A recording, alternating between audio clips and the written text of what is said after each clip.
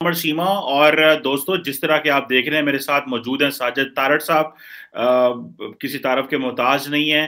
तारड़ साहब, सबसे पहले तो आपके वक्त का बहुत शुक्रिया sir. My pleasure, thank you Shiva साहब। Thank you. अच्छा तारड़ साहब, आज आपसे दो तीन टॉपिक्स पे बात करनी है। पहली बात तो ये है कि नेशनल सिक्योरिटी एडवाइजर मोहित यूसुफ साहब ने ये कहा है कि जी अमेरिका का हमारी फॉरेन पॉलिसी पे बड़ा असर वसूख है और हम कुछ भी नहीं है, अमेरिका माई बाप है। इधर से इमरान खान कहते हैं कि एब्सोल्युटली नो, हम तो करते ही नहीं। दूसरा उन्होंने कह दिया जनाब के अड्डे जो है वो हमने दिए नहीं है। पिछली दफा कह रहे थे अड्डे उन्होंने मांगे नहीं है। तो ये समझ नहीं लग रही कि ये एनएसए साहब क्या कह रहे हैं। दूसरा आपसे बात करनी है कि इंडिया और ईरान, ये जो अफगानिस्तान में एक नया गठजोड़ बनेगा और पाकिस्तान ने क्या ये अपॉर्चुनिटी जाया कर दी है कि इंडिया को रास्ता ना दे के। और तीसरा ये मरी के वाकये के हवाले से भी बैड गवर्नेंस के इशू के ऊपर। सर, सबसे पहले ये बताइए कि ये मोहित यूसुफ ने जो कहा है आप इसको किस तरह देखते हैं कि क्या वाकई आज 75 साल हो गए हैं हमारे सियासतदान हमसे झूठी बोलते हैं कि हमारी फॉरेन पॉलिसी आजाद है और ये सिर्फ चेस्ट थंपिंग और ये नारे मारना कि जी हम एब्सोल्युटली नो तो कुछ भी नहीं है, अमेरिका की क्या मजाल है, हम तो वहां डेमोक्रेसी समिट पे नहीं गए। तो आप इस सिनेरियो को किस तरह देखते हैं वाशिंगटन डीसी में बैठ के? चीमा साहब, मोहित यूसुफ साहब ने बिल्कुल सही कहा और मैं समझता हूं कि उन्होंने चंद जो अच्छी बातें अब तक की उनमें से एक अच्छी बात ये है, मैं एग्री करूंगा इससे कि और बिल्कुल ये प्रिंसिपल है। देखिए, आप जिसका खाते हैं अल्टीमेटली फिर उसी की बातें करनी है आपकी। मैं हमेशा ये बताने की कोशिश की कि आपकी ना सिर्फ फॉरेन पॉलिसी, आपकी हर पॉलिसी डॉलर पॉलिसी। मकसद ये है कि जहां से पैसा आएगा आप उसके साथ होते हैं। वो चाइना से आए, आप सीपैक आता रहा तो आप उनके गीत गाते रहे। आप पहले अमेरिका से कंटेनर जाते रहे डॉलरों में तो आप अमेरिका की ऑलमोस्ट एक स्टेट ही बने रहे काफी अरसा। लेकिन ये मैं बताना चाहूंगा कि मोहित यूसुफ साहब ने बिल्कुल सच बोला है। आप जिसका खाते हैं आप किस तरह नमक हरामी कर लेंगे। और दूसरा उसमें बात कहूंगा, इनके मैंने इंटरव्यू जिसकी आप बात कर रहे हैं, दर हकीकत उन्होंने इसमें कहने की कोशिश की है कि हम वी आर ओपन टू, अड्डे भी देंगे लेकिन कोई बात तो करो ना जी, डॉलर दिखाओ हमें। तो ये एयर स्पेस तो पहले यूज कर रहे हैं वो आपके पूछे बगैर ही, और इसका कई दफा सीएनएन ने भी बता चुके हैं वो। आपके ना बताए हुए भी आपने कहा था कि कंटीजेंट विद इंडियन रिलेशनशिप हमारी मदद करें इंडिया से रिलेशनशिप बेहतर करने की। दर हकीकत आपकी कोई पॉलिसी भी, आपकी हर पॉलिसी इज मनी रिलेटेड। आप जहां से आपको कुछ चार पैसों की तवक्को होती है आप उनके गीत गाते हैं। आपकी एक तो जब कर्जा, और एक अंडरस्टूड सी बात है, कर्जा मांगने वाला जो बंदा होता है या कंट्री होता है वो किस हद तक आजाद होता है? वो बिल्कुल आजाद नहीं होता। आप ये देखें 22 प्रोग्राम आपने आईएमएफ के किए हैं। अब किस तरीके, IMF is controlled by America, world bank is funded by America और देयर एलाइज। तो आप किस तरह इनके प्रोग्रामों में पार्टिसिपेट करेंगे और आपकी फॉरेन पॉलिसी इनके इन्फ्लुएंस से आजाद होगी? ये तो कॉमन सेंस की बात है जो मोहित यूसुफ साहब ने की है। लोग करते नहीं थे, डरते करते नहीं थे। ये बात उन्होंने, मैं समझता हूं, हौसला किया है क्योंकि उनके पास ग्रीन कार्ड है मेरा ख्याल, इसलिए उन्होंने हौसला किया है। इस बात वो कर गए हैं कि उन्हें पता है कि उनके पास वन वे टिकट मौजूद है। अगर वो मसला बना तो वो वापस आ जाएंगे और उनको जॉब भी मिल जाएगी। वरना पाकिस्तानी पासपोर्टों पर इस तरह की बातें कहां होती?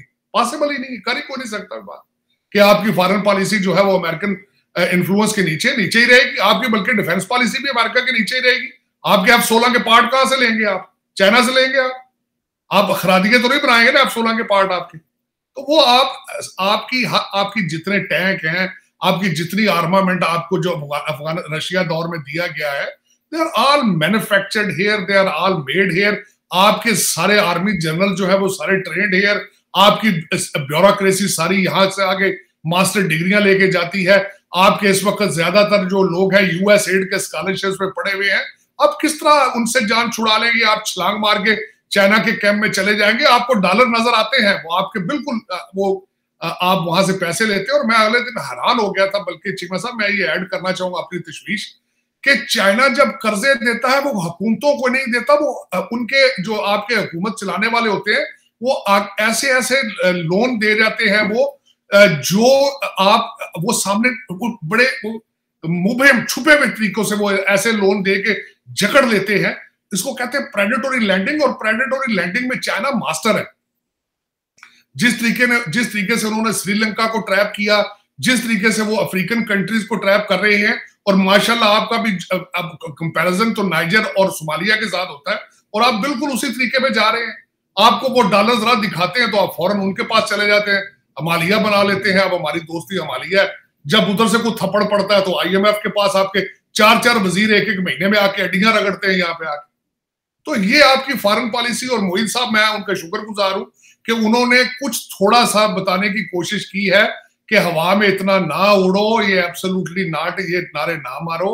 और खासकर सबक सीखने वालों ने ये नहीं सीखा कि उन्होंने, जिन लोगों ने आप कहते रहे हैं, आप TTP के साथ बैठे रहे हैं, आपने जश्न मनाए हैं, आपने झंडे लगाए हैं, उन्होंने बाड़े उखाड़ की आपके साइड में फेंकी हैं। फॉरेन पॉलिसी आपकी धज्जियां उड़ा दी हैं, आपकी सॉवरेंटी को उन्होंने मानने से इनकार कर दिया है, आपके इंटरनेशनल बॉर्डर को डिनाई कर दिया है, और आप कहते हैं आप फॉरेन पॉलिसी से इनसे डील करेंगे। मैंने हमेशा ये कहता रहा हूं कि आपके लोग डिसीजन मेकर जो है उनका इंटरेस्ट पाकिस्तान में नहीं है। आपके वहां पे 1500-2000 लोग ऐसे हैं जिनकी जेब में हर वक्त वन वे टिकट मौजूद होता है और उनकी आमदन डॉलर्स और पाउंड में है, उनका पाकिस्तान में कोई इंटरेस्ट नहीं है। किसी ने बात की है कि तहरीके तालिबान पाकिस्तान ने आपको चैलेंज ओपन किया है, आपकी बाड़ उखाड़ के आपकी सॉवरेंटी को चैलेंज किया है। किसी ने कोई दलेराना बयान दिया हो, किसी ने कहा हो, आज भी आपके लोग बैठ के बात करते हैं कि तहरीके तालिबान पाकिस्तान और तहरीके तालिबान अफगानिस्तान, इनमें बड़ा फर्क है, हालांकि वो एक ही चीज के दो रुख हैं। उनकी एलिजेंस है, उन्होंने बैत की है उनके ऊपर, उनके वो एक बड़ा भाई है, एक छोटा भाई है। लेकिन आप बिल्कुल एक ऐसी गलतफहमी में, या शायद आपको पता है लेकिन कौम को आप मिसलीड करते हैं, ये भी हो सकता है।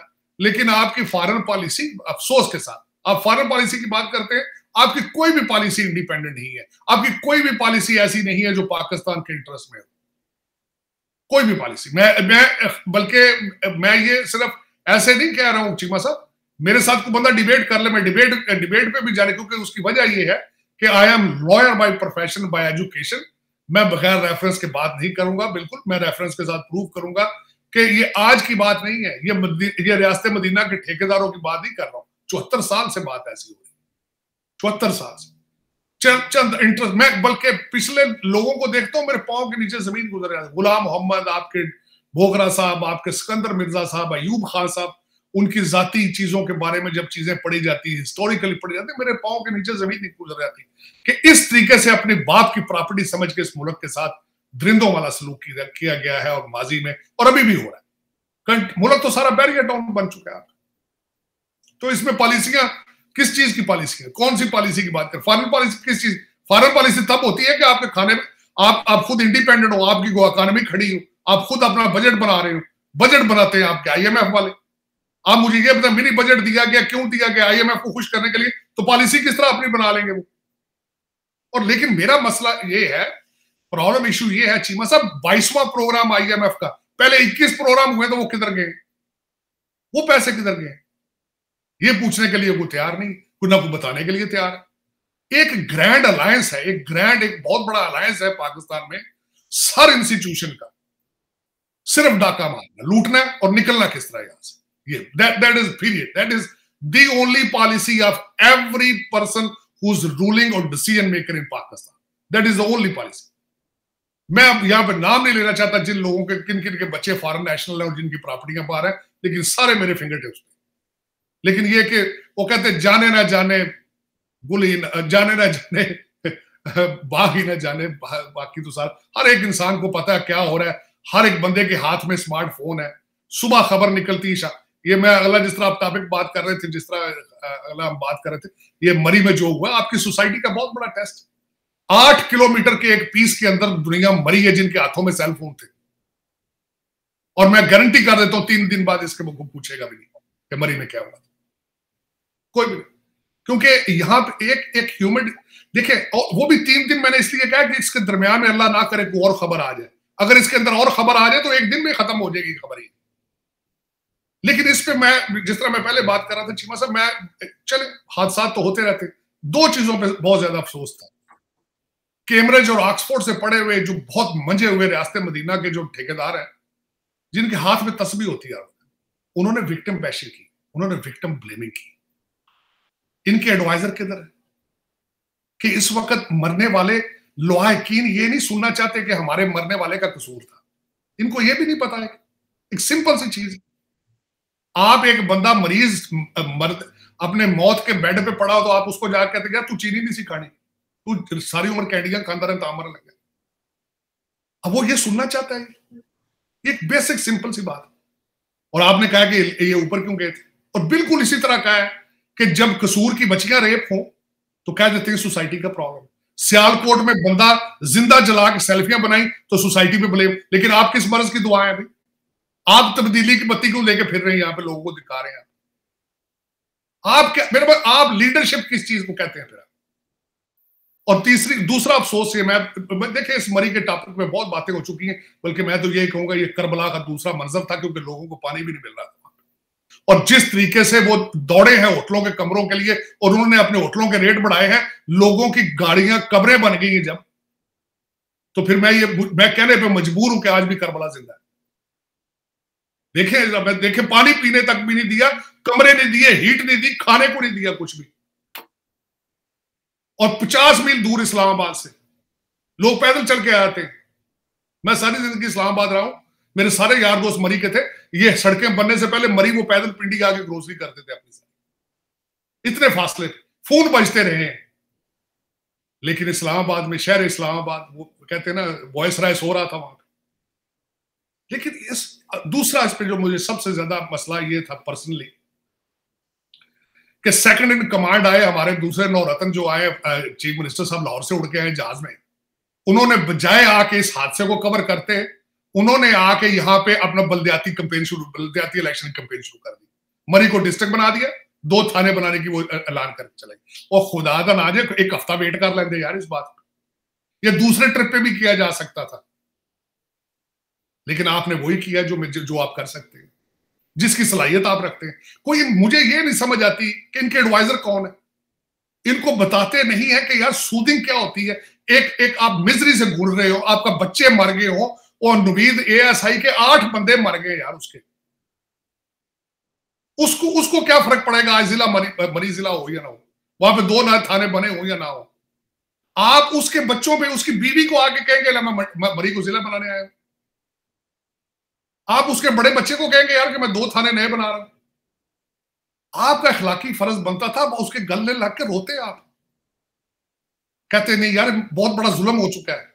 मजा तो तब आता को 1-2 इस्तीफा दे देता रियासत मदीना का ठेकेदार, लेकिन वो क्योंकि वो है ही नहीं है, ट्रेडिशन नहीं है। सजा जजा जिस सोसाइटी से खत्म हो जाए चीमा साहब, उसमें क्या होता है। मैं यहां पे ये मेंशन करना चाहूंगा कि मैं बड़े अरसे से ये सोचता हूं चीमा साहब, मैं उम्रा करने जब भी गया हूं सऊदी अरेबिया, मैंने सबसे ज्यादा इबादत करते हुए लोग देखे पाकिस्तानी। लेकिन आज साथ जो दूसरा फिक्रा कहूंगा बड़ा सख्त फिक्रा है, वो ये है कि मैं हमेशा ही सोचता हूं कि अल्लाह ताला इस इतने लोगों की ना दुआ सुन रहा है ना बद दुआ सुन रहा है। क्योंकि वो आधी दुआएं मांगते होंगे, आधी बद दुआएं मांगते होंगे जो पाकिस्तान में उनके साथ हो रहा है। लेकिन खुदा की जात ने मुंह ही फेर लिया है, मुंह फेर लिया। जब ये करेंगे 8 किलोमीटर के अंदर बच्चे मरे, और फिर उनकी गाड़ियों की देखे ना, हर बंदे ने उस पर प्रोग्राम किया है, दरवाजे खोल खोल के डेड बॉडियां दिखाई हैं, और इसके ऊपर भी कुछ नहीं हुआ। ये मैं इस पे ज्यादा, क्योंकि इसमें बहुत प्रोग्राम हो चुके हैं चीमा साहब, इसके ऊपर बहुत बोला जा चुका है। लेकिन मैं ये 2 एतराजात थे, एक वज़ीर आज़म साहब पे था कि उन्होंने विक्टिम ब्लेमिंग क्यों की है, और हमारे जो दूसरे वसीम अकरम साहब से एतराज था कि मरी जिला बाद में भी बन सकता था, थाने भी 2 बाद में बन सकते थे, इस पे सियासत नहीं होनी चाहिए थी। ये 2 एतराजात थे। और तीसरा एतराज ये था कि 3 दिन के बाद मरी भी भूल जाएंगे, आप सियालकोट भी भूल जाएंगे, आप नए एक हादसे का इंतजार करेंगे। ये एक अलमिया है, इससे हमने कुछ नहीं सीखना, ना सीखा है ना सीखेंगे। ये एतराज है। और चीमा साहब एग्जैक्टली इन वजूहात की वजह से मैं 36 साल पहले अमेरिका आया था, 36 साल पहले, कि इंसान की जिंदगी की कोई रिस्पेक्ट नहीं है।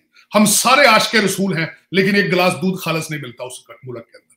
हम सारे आशिक़े रसूल हैं, लेकिन वहां पे हमने 8 किलोमीटर के अंदर हमने 23 बंदे मार दिए। हम मुसलमान हैं सारे, बहुत सख्त मुसलमान हैं। हम बरेलवी भी हैं, हम देवबंदी भी हैं, हम वहाबी भी हैं, हम सुन्नी भी हैं, लेकिन हम अच्छे मुसलमान नहीं। ये मेरे एक ट्रेजेडी है। बिल्कुल सही कह रहे हैं कि ये जो जो जो जो, जो चीज हम सेल करते हैं, जो बात करते हैं, वो हमें है नहीं है जो हमें करनी चाहिए थी, और ये मरी के वाक़े से भी हमें पता चला, और ये एक बड़ी अनफॉर्चुनेट सिचुएशन है। अच्छा, तारड़ साहब, जो आपसे इम्पोर्टेंट अगली बात करनी है वो ये है कि भारत ने और ईरान ने एक बड़ा जो है वो प्लान तैयार किया है। मैं तो समझूंगा कि हमने शायद एक अपॉर्चुनिटी मिस कर दी है कि ईरान ने ऑफर किया है इंडिया को कि जो आटा आपने पाकिस्तान के रास्ते भेजना था, लेकिन आप 2 महीने निगोशिएशन चलती रही लेकिन वो ना हो सका, तो अब वो जो है वो वाया आप तेहरान भेजें। इससे पहले उन्होंने मेरा ख्याल है कोई कोविड वैक्सीन भी वाया तेहरान भेजी है। तो टेक्निकली तो ईरान ने पाकिस्तान को जो है वो पाकिस्तान का इन्फ्लुएंस अफगानिस्तान में कम करने के लिए काम किया। दूसरा ये है कि इंडिया ये समझता है कि जो इंडिया के अंदर एक बहुत बड़ी शिया लॉबी है जो समझती है कि इंडिया और ईरान के ताल्लुकात जो हैं वो ठीक होने चाहिए, और क्योंकि वो समझते हैं कि पाकिस्तान को सर्कल करें। अफगानिस्तान पहले ही आपको पता है वहां पे कुछ नहीं है, चाइना के साथ हमारी कैपेसिटी नहीं है, सी पैक की वजह से बजाय इसकी जो फायदे होते वो नाराज बैठे हैं, और भी प्राइम मिनिस्टर अगले महीने जा रहे हैं उनको मनाने।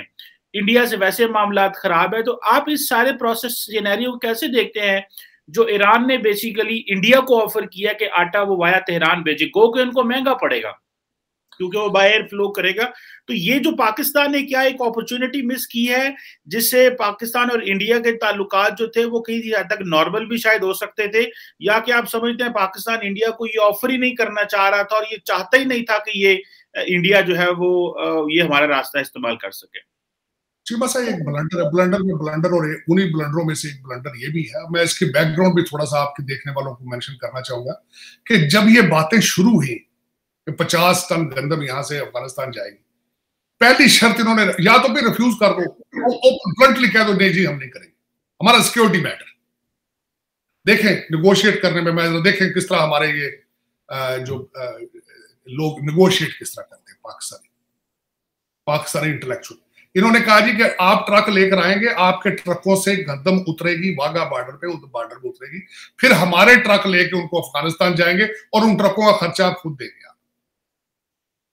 अब ये वो मुल्क है जो नेगोशिएट करने जिन्होंने ऑफर किया है, जो सारी दुनिया को बुला बुला के मिन्नतें कर रहा है कि आओ इनकी मदद करो, ये भूख से मर रहे हैं, वहां पे इंसानी एक बहुत बड़ा अलमिया होने वाला है, उसको बचाया जाए, और वो will be the direct victim. ये वो मुल्क जो है वो आगे से ये इस तरह ही कर रहा है। आप ये ना देखें कि वो गंदम हिंदू है या सिख है या वो कौन सी है, और यार गंदम जा रही है या खुद दे दो, अगर नहीं देने की सलाहियत रखते तो दूसरों की क्यों रोक रहे हो भाई? अच्छा फिर आपने पहले नेगोशिएशन ये शुरू की है कि हमारे अपने ट्रक लेकर जाएंगे, हम भी पैसे बनाएंगे उसमें से। हो सकता है ये गंदम बेचे जा, इंडिया की गंदम क्या पता बेच देते, अपनी गंदम तो आपको पता है जिस तरह से हर चीज सब्सिडी पे बेची जाती है, चीज पाकिस्तान में गोदाम में पड़ी होती है, कागजों में अफगानिस्तान चली जाती है, सब्सिडी ले जाती है। ये कोई ढका छुपी बात नहीं है, हर बंदे को पता पाकिस्तान में पहले इस तरह हो रहा है अफगानिस्तान के अंदर। अच्छा दूसरी बात ये मैं करना चाहूंगा चीमा साहब, ईरान के रिलेशनशिप इंडिया के साथ पहले ही बहुत बेहतर है। उन्होंने अपनी पूरी एक उन्होंने आपको पता है वो अपनी एक चाबा उन्होंने लीज पे दी हुई थी अपनी एक बंदरगाह, उनके साथ उनके रिलेशनशिप पहले ही बहुत बेहतर है। मैं यहां पे ये भी अर्ज करना चाहता हूं कि इंडिया के रिलेशनशिप अफगानिस्तान के साथ भी आपसे बेहतर है। वो पूछे किस तरह, उनके बच्चे अफगानी सारे वहां पढ़ने जाते हैं, आप इलाज कराना सारा वो अफगानिस्तान जाते हैं, उनकी पुलिस को ट्रेन करता है तो इंडिया करता है, इंफ्रास्ट्रक्चर उनकी कौमी असेंबली की बिल्डिंग इंडिया ने बना के दी है। आपके साथ रिलेशनशिप अफगानिस्तान के आज किधर खड़े हैं, आपकी बाढ़ उखाड़ के उन्होंने कहा कि we don't recognise this border line. आपके रिलेशनशिप ये है, बल्कि मेरी इंफॉर्मेशन के हिसाब से ओआईसी या माली इमदाद के लिए और तस्लीम करने के लिए अब वो आपको ब्लैकमेल कर रहे हैं। उन्होंने छोटा बच्चा अपना तहरीके तालिबान पाकिस्तान रखा हुआ है, वो उसको यूज करेंगे, आपके साथ आपको ब्लैकमेल करेंगे उस तरीके से। लेकिन आप, मैंने बताया कि आपके जो वॉइस राइज हैं उनके इंटरेस्ट पाकिस्तान में नहीं है, वो सारे ब्रिटेन और सारे कैनेडियन हैं, उनकी सेहत पे कोई असर नहीं है। ये बल्कि जो आपने गंदम वाली बात की, ये ब्लंडर था। आप पाकिस्तान की गुडविल को मजीद डैमेज हुआ है उससे। आप एक फिक्रा शुरू में कह देते नहीं जी हम नहीं कर सकते, इसको इतना जो आपने ड्रैग किया है, आपने जितने बुरे तरीके से नेगोशिएट किया है, आपका चेहरा असली दोबारा कौम को, सारी दुनिया को नजर आ रहा है कि आप किस तरीके से चीजों को पोल्यूट कर देते हैं और किस तरीके से अपना उसमें से कोई इस तरह का अपना मुझे तो कोई नजर नहीं आता कि इसमें से कोई इनका कोई इंटरेस्ट था, कोई इनमें हम इस तरह करेंगे तो पाकिस्तान की गुडविल बेहतर हो जाएगी, इसमें से मुझे तो कुछ भी। हाँ, लेकिन ये है कि ईरान का इन्फ्लुएंस पहले भी इंडिया के साथ बहुत बेहतर था। ईरान जो है पहले भी अपना पेट्रोल बेचता रहा इंडिया को, उनके साथ रिलेशनशिप पहले भी बहुत बेहतर था, आज भी बेहतर है। अफगानिस्तान में वो मेरे ख्याल में इंडियन जो है अपना इन्फ्लुएंस मजीद फिर दोबारा अफगानिस्तान में बेहतर करने की कोशिश कर रहे हैं। यहाँ पे ये बताना चाहूंगा, वो 50 टन इंडिया को गंदम देने की बात कर रहे हैं, हम भूखे बैठे हैं, हम कर्जे लेने की बात कर रहे हैं। ये डिफरेंस है हम दोनों में। तो देख लें दुनिया में किसकी गुडविल बेहतर होगी, उसी की होगी जो देने की सलाहियत रखता है। तो जो हर वक्त आपके कपड़े फाड़ रहा हो, आपसे मांग रहा हो सुबह शाम, तो उसके साथ फिर आपकी दुनिया के रिलेशनशिप क्या होंगे? ये दुनिया आपको किस नजर से देखेगी, आपको कितनी रिस्पेक्ट देगी? तो वो रिस्पेक्ट आप ले रहे हैं पूरी दुनिया से। वो जिस तरीके से आपको आप खुद ही बता रहे थे, खान साहब जा रहे हैं चाइना, मनाने जा रहे हैं। मनाने क्या जाना, वो तो पैसे मांग रहे हैं। और सबसे बड़ी बात उनकी नाराजगी क्या है, वो आप उनसे पैसे बना रहे हैं। उन्होंने वो वन रोड वन बेल्ट जो इनिशिएटिव था, आप उसमें से पैसे बनाए, मिल्किंग की आपने उसमें से भी। तो उनको एतराज तो यही है कि आप एक तो वो प्रोजेक्ट स्लो चल रहा है, और आप दूसरा ये कि उसके इसलिए स्लो चल रहा है क्योंकि आप उसमें से पैसे बना रहे हैं। तो यही एतराज इसी तरह किस्म, क्योंकि अच्छा सबसे बड़ी बात तो ये ना चीमा साहब, इस वक्त चाइना और वेस्ट का आपके बारे में ओपिनियन क्या है? आप मशहूर हो चुके हैं पूरी दुनिया में डबल गेम करने के लिए। अब वो चाइना वाले भी देखते हैं कि जरा थोड़ा सा अमेरिका डॉलर दिखाता है तो आप उधर चले जाते हैं। आपका उनके साथ रिलेशनशिप भी सिर्फ पैसा बेस है। आप उनसे पैसे लेके सऊदियों को दे देते हैं, सऊदियों से पैसे लेके उधर कर देते हैं। अब ये आपका इमेज तो पूरी दुनिया में ये है कि आप डबल गेमर है, आप मुखलस किसी के साथ भी नहीं है। अब जो भी करते हैं तो आप ड्रोन अटैक भी करते रहो, हम मजम्मत भी करते रहे, आपकी पॉलिसी ये है हमेशा हर गवर्नमेंट। मुझे तो मेरे लिए लम्हा फिक्रिया इस वक्त एज ए पाकिस्तानी अमेरिकन ये है चीमा साहब, हमारा आगे मुस्तकबिल क्या है? हमने एक ऐसा रियासत मदीना का ठेकेदार तो ट्राई कर लिया, वो तो नहीं चला। अब आगे हमारा क्या मुस्तकबिल है? आगे हमें कौन रेस्क्यू करेगा? कोई इंस्टीट्यूशन है पाकिस्तान में बचा है जो इतनी गुडविल रखता हो जो हमें बचा सके? कोई इस तरह की विल रखता हो? वो लीडर कहां से लाएंगे? वो इस तरह एक नया चेहरा कहां से आएगा वो एक जो पाकिस्तान को बचाएगा? एक नए ट्रक की बत्ती किस तरह से? मुझे पता है इस वक्त जो पाकिस्तान के ठेकेदार हैं जो सारे बैठे हैं वो यही सोच रहे हैं, अब नए ट्रक की बत्ती ढूंढ रहे हैं, कौन सी बत्ती दिखाएं इनको कि जिनके पीछे पाकिस्तान को लगाया जाए। लेकिन ये इस वक्त पूरा पाकिस्तान कंफ्यूज है, मायूस है, और वो कहते हैं ना कि वो बेचारे डिप्रेस, मैं खुद डिप्रेस हूं वॉशिंगटन डीसी में अपने मादरे मिल्लत की देखता हूँ हालात जिस तरीके से सिसक के। मेरा मकसद है कि आप किस तरीके से IMF के पांव में पड़े हुए हैं, किस तरह मिनी बजट दे रहे हैं, किस तरह आप चाइना को मनाने मिन्नतें तरले करने जा रहे हैं, किस तरीके से आपका कर्ज की आपकी रेशो इतनी बढ़ चुकी है कि आपके हालात किस साइड से कहां जा रहे हैं। करप्शन, खान साहब ने कहा था, मुझे आज तक मैं उसका आखिरी अब ये बात करना चाहूंगा, उन्होंने कहा था कि 10 से 12 अरब रुपए की करप्शन डेली बेस पे होती है। मैं सिर्फ ये रोक लूंगा तो हमें तो बाहर के कर्जे चाहिए। वो खान साहब को वो या तो उनकी याददाश्त बहुत कमजोर है, तो यहां फिर मेरा मकसद इंटरेस्टेड ही नहीं है। वो मेरी समझ से बाहर है कि ये चीजें क्या हो रही हैं। उनको कोई अच्छा फिर क्या कह देते हैं उनको लाने वाले भी तो पाकिस्तानी ही यार, वो कौन से फ्रेंच थे? वही सोच लें कि अब आगे हम किधर जाएंगे। अब 180 से डॉलर आगे कहां जाएगा? अब क्या चाहते क्या? मुझे तो ये नहीं समझ आती, सिर्फ यही बता दें हम चाहते क्या है। इस पे भी ना सिर्फ मैं कंफ्यूज हूं, वॉशिंगटन डीसी भी कंफ्यूज है, नर्वस बेचारा, वो भी कोई समझ नहीं आती। उनको भी डीसी वाले भी बेचारे समझते कि यार अब ये क्या करेंगे। ये ऐसे नॉन प्रेडिक्टेबल है कि जाते सिर्फ डॉलर के पीछे, और तो तीसरा इंटरेस्ट ही कोई नहीं। ये सर ये बताएं, वैसे छोटा सा एक मेरे जेहन में बार बार अक्सर सवाल आता है आपसे, चले इसका जवाब ले लेता हूँ। ये देखे ना, चाइनीज प्रेसिडेंट जो है ना, वो पिछले 10 सालों में एक दफा आए थे, 2001 से लेके 2010 में, 2011 से लेके 2020 तक एक दफा चाइनीज प्रेसिडेंट पाकिस्तान आया, ये जो शी जिनपिंग है। अभी शायद अगले 10 सालों में कुछ चाइनीज प्रेसिडेंट है। ये हमारे प्राइम मिनिस्टर जो हर रोज भागे होते हैं, 8 दफा तो इमरान खान साहब जा चुके हैं, कोई 15 दफा नवाज शरीफ गए थे, उससे पहले 15 दफा जो जरदारी साहब गए थे। ये क्या लेने जाते हैं वहां पे? वो तो आते नहीं है सर, ये क्या चक्कर है? ये क्या जी चीमा साहब, लेने वाले जाते हैं, देने वाले थोड़ी जाते हैं। देखो ना, चौधरी तो नहीं ना जाना किसी मुसल्ली के घर, मुसल्लिया का काम में जाना चौधरी के घर, चौधरी क्यों आएगा भाई? जब मांगने वाले जाते, देने वाले तो नहीं जाते। अच्छा, दूसरी बात है, आप हर चीज डिलीवर कर देते हैं उनके आने के बगैर ही, तो उनको आने की क्या जरूरत है? चीमा साहब, ये मेरे ख्याल में तो जिस तरीके से देखे ना, वो शर्मन गई थी कुछ घंटों के लिए पाकिस्तान, मैं हैरान, मैं वो भी जाके दांत टूट के निकल आई हो सके। और हम बात आए हैं स्पेस की भी, हमें क्या किया अड्डे देने से। अच्छा, मुईज यूसुफ साहब ने कहा कि हम ये नहीं, हमने इनकार नहीं किया अड्डे देने से, को रेड शेड चंगा दो, अड्डे भी दे देंगे। उन्होंने अपना बड़ा अच्छा इंटरव्यू दिया, मैं बड़ा खुश हूं कि उन्होंने खुल के बातें की।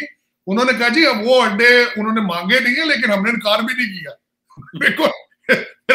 वो कहते मैंने नोट बखा, मेरा मूड पड़े। उन्होंने बात, उसका एंड रिजल्ट यही था कि वो कहते को अच्छा रेट लगे तो हम अड्डे भी दे देंगे, कोई ऐसी बात नहीं है। उन्होंने इनकार नहीं किया अड्डों से या उन्हें, और बल्कि उनको अड्डों की अब जरूरत नहीं है। अड्डों की जरूरत हो तब तो वो रेट शेट लगाए, वो उनको हर चीज डिलीवर अब इंडिया कर देता है। ये बदकिस्मती आपकी।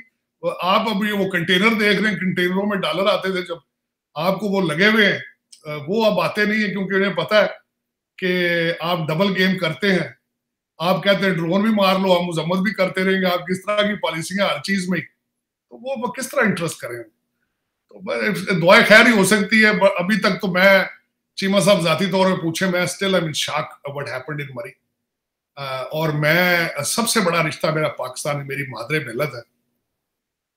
जब आपकी माँ के कपड़े फट रहे हो, फाड़ रहे हो, लोग मार रहे हो 74 साल से, जख्मी कर रहे हो उसको, तो दुख तो होता है। मैं क्या करूं, मैं एक पाकिस्तानी हूं, मरूंगा पाकिस्तानी, जिंदा हूं पाकिस्तानी, लेकिन दुख है, इसके अलावा कुछ नहीं।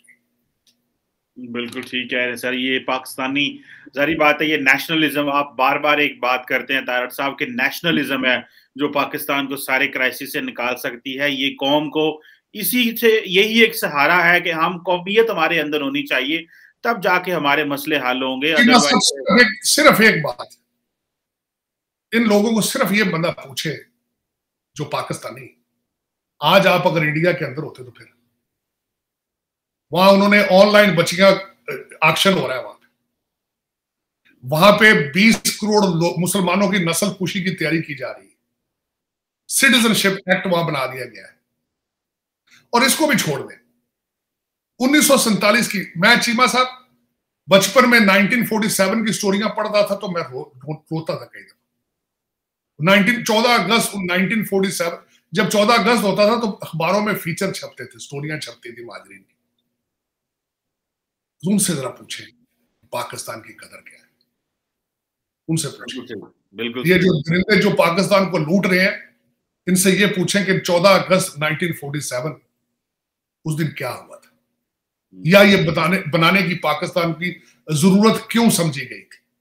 या फिर उनसे पूछें जिनकी बच्चियां आज ऑक्शन हो रही हैं ऑनलाइन, उनसे पूछें। तो ये दरिंदे नहीं समझते, क्योंकि खुद ये फॉरेन नेशनल है सारे। तो मैं यही, इसी के साथ मैं इजाजत चाहूंगा आपसे चीमा साहब। लेकिन पाकिस्तान बड़े बड़े लोगों ने कुर्बानियां देके बनाई थी, अफसोस है कि अब उसकी कदर नहीं है। अब इनको कोई, अब वो मर्द मोमन है नहीं, क्या कहा है। बिल्कुल ठीक कह रहे हैं सर, ये एक मर्द मोमिन नहीं है। Anyhow sir, thank you very much Tarar साहब for your analysis and for your time. बहुत शुक्रिया सर। पाकिस्तान जिंदाबाद।